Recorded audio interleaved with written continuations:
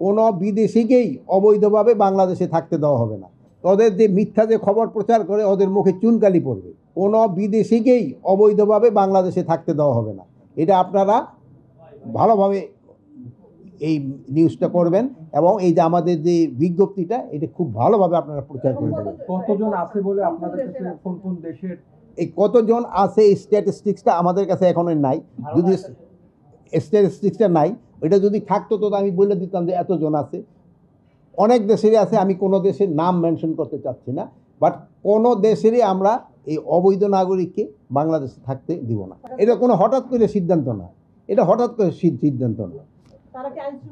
না না, আইন শৃঙ্খলার সাথে এটার কোনো জড়িত নেই।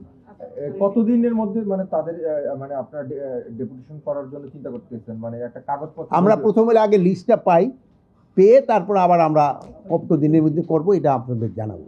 সীমান্ত পুরাই অ্যালার্ট। এই ওরা শুধু সিলেটে নয়, বেনাপোল এবং অন্যান্য ইসেও তারা কী করছে, এইটার কিন্তু প্রতি উত্তর আপনারাই সবচেয়ে বেশি দিতে পারেন।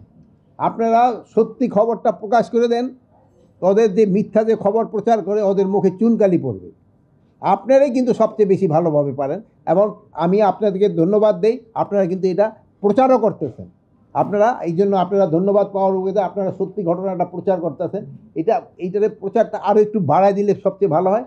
আর আমাদের যে ইংলিশ চ্যানেলে যেসব খবরগুলি হয় সেই সময় যদি একটু আপনারা একটু বেশি বলে দেন তাহলে সুবিধা হয় কি, বিদেশিরা তো অনেক সময় আমাকে বাংলাদেশি এই তো সবাই বাংলা তো বোঝে না, তারা বিদেশিরও বুঝতে পারে। আপনাদের কাছে অনুরোধ, যেসব আপনারা ইংলিশ খবরটা পড়েন বা ইংলিশের যেমন আপনাদের অনুষ্ঠানগুলিতে এইগুলিতে আপনারা এইটা